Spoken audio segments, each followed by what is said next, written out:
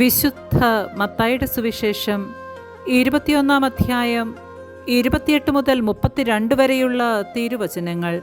2 പുത്രന്മാരുടെ ഉപമ. നിങ്ങൾക്ക് എന്തു തോന്നുന്നു? ഒരു മനുഷ്യന് 2 പുത്രന്മാരുണ്ടായിരുന്നു. അവൻ ഒന്നാമൻ്റെ അടുത്ത് ചെന്ന് പറഞ്ഞു, മകനെ, പോയിന്ന് മുന്തിരിത്തോട്ടത്തിൽ ജോലി ചെയ്യുക. ഞാൻ പോകാമെന്ന് അവൻ പറഞ്ഞു. എങ്കിലും പോയില്ല. അവൻ രണ്ടാമൻ്റെ അടുത്ത് ചെന്ന് ഇതുതന്നെ പറഞ്ഞു. അവനാകട്ടെ, എനിക്ക് മനസ്സില്ല എന്ന് പറഞ്ഞു.